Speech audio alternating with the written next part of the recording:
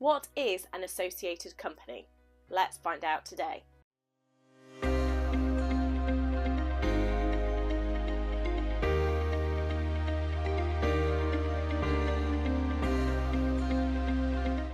Hi, I'm Kimberly Shapcotts, qualified chartered accountant, property investor and entrepreneur. Let's sit down and have a chat. Associated companies have been around for a very, very long time. However, we've just enjoyed a period with a single tax rate for the last 10 years or so, which kind of means associated companies have not really been very important to us because it didn't matter how many companies were or were not associated, as the tax rate was the same. As of the 1st of April 2023, we've now got marginal tax rates again. So we've now got a 19 and a 25% tax rate with a marginal rate in the middle.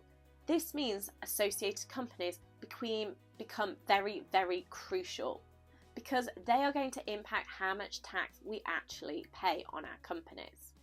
So the key question we are looking at today is, what is an associated company?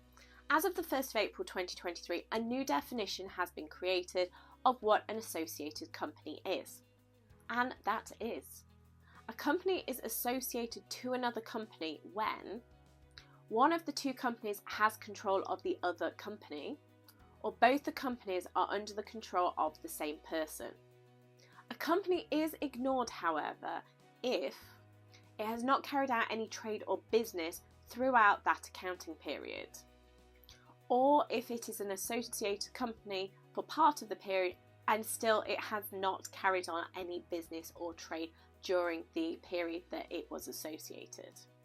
Now, the key thing we need to move on to next, based on that quite simple and what seemed quite easy definition, is there is a lot more complication to it, and the key thing here comes down to the word control.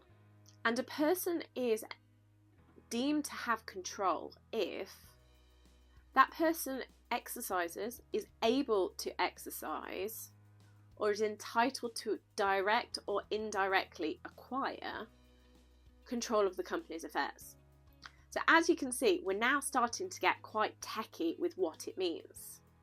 So some of the areas that it's looking for control over is to do with the share capital. So who has the share capital? Is it owned by the same person?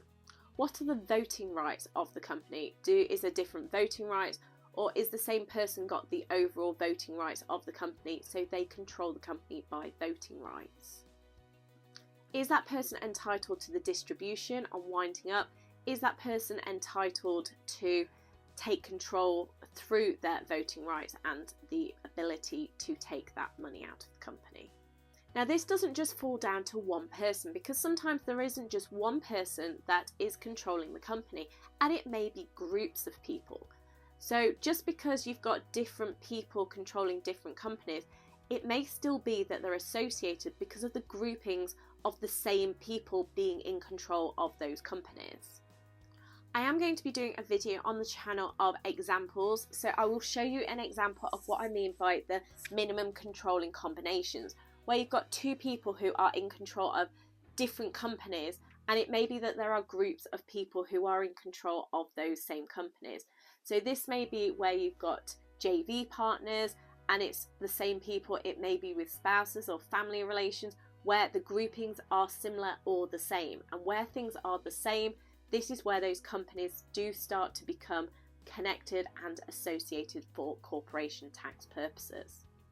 A further element for consideration is also a term known as substantial commercial interdependence. And this basically means where companies, although they're independently separated, they may be actually working together in combination to actually achieve things.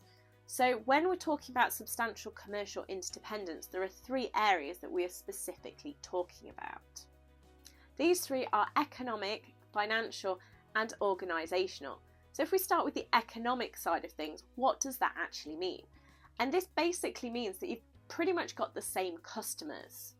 Or in essence, the benefits of one business are benefiting the other business. So there's this interdependence that by one being successful, the other is successful, that they are economically connected.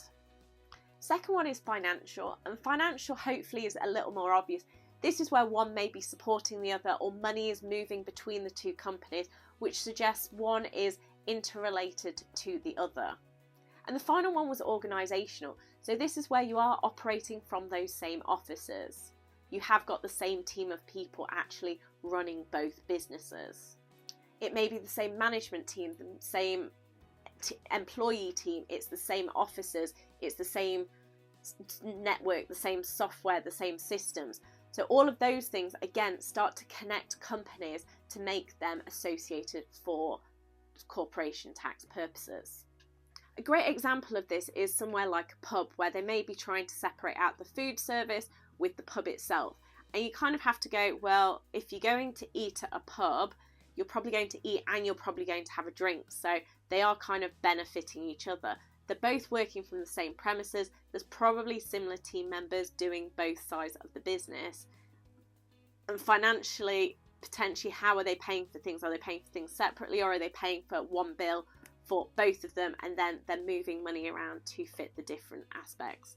So as you can see, there is examples there of how you might say, well, one business does the food at the pub, one business serves the drinks and looks after things, but actually they are kind of the same business, and you are artificially separating things. And by doing that, it is treating you as one business from the associated company's point of view. Going back to a simple example of an associated company from a control point of view, this might be where someone like my friend Sophia has one company. She's doing serviced accommodation through that company, owns 100% of the business. She's also got another company which is doing her buy-to-let business, and again, she owns 100% of that business. They're not connected in any way, they're two standalone businesses, and the only key thing in this discussion is that she owns 100% of both of those companies. These are now associated for tax purposes because they're both owned by her and under common control. We don't need to look at any of those other substantial interdependence rules or anything like that, because she owns both of them and they are therefore associated for corporation tax purposes. You may ask what the impact of that is, and that's probably the final thing we're going to cover on our video today, and then we'll look at some examples on some separate videos to give you an idea so you can work out whether you and your businesses are connected or not for associated company purposes. The impact itself is that if you have more than one company that is associated, that the tax rates for the corporation tax rates are going to be reduced for you. So our rates for corporation tax are the first 50,000 is for the 19%, then we go into the marginal tax rate up to 250,000, and over 250,000 will be our 25% tax rate. When we have associated companies in the play, when you have two companies, that 50,000 is reduced down to 25,000 for each company. The 250 is reduced down to 125,000 for each of those companies, and so forth. So if you have three, that 50 and 250 will be divided by 3. If you have 4, that will be divided by 4. And when you get to something like 5 associated companies, that 50,000 will go down to 10,000 per company that you're allowed at the 19% before going up to the higher rates. And the 250 will have reduced down to 50,000. So anything over 50,000, you'll be taxed at the 25% tax rate. So as you can see, it can be quite impactful, because rather than being 19%, you're now going up to the 25%, and you've got an extra 6% tax to pay by having those two companies. Now, one key thing to mention as my final point on our video today is that those rates are split equally. So if you've got one business that's only making £2,000 and another making £100,000, that 50,000 is split equally. So that is split to 25,000, and the 250 is split to 125,000. So your business that is only generating 2,000 will be fine, it's still at the 19%. The one that's at 100,000, that will be paying tax at the marginal tax rate of 26.5% potentially. But that bit in the middle, so that 2,000 to 25,000 rate that would be at 19% in that lower rated company, that is basically lost. So you are pretty much going to be paying more tax than you need to be paying. So there is a bit of planning that needs to be done here to make sure that you are not paying more tax than you need to be paying. And I'd definitely be suggesting, if you think you are going to be affected and your companies are going to be impacted by this, speak to your accountants and your tax advisors to see what options are available to you, to see whether you need less companies, whether you need to be looking at making sure costs are going through the right companies. As I know, historically, one company has taken all the costs and it has not been worried about because there's no impact with the tax rates. Now there are impact with the tax rates, we really do need to be matching the income with the cost to make sure that you are not paying tax anywhere that you don't need to be.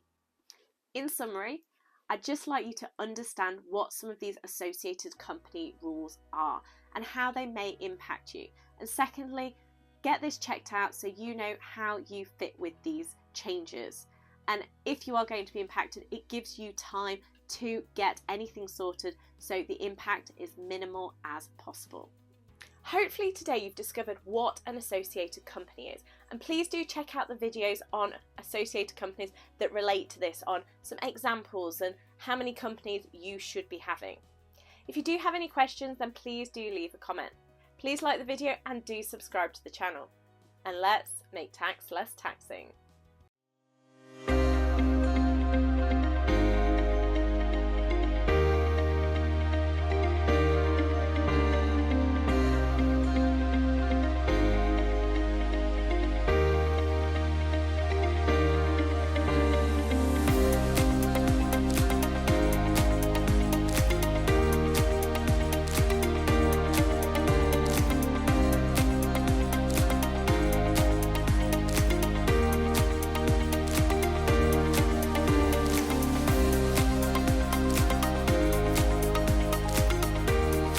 Let's make tax less taxing.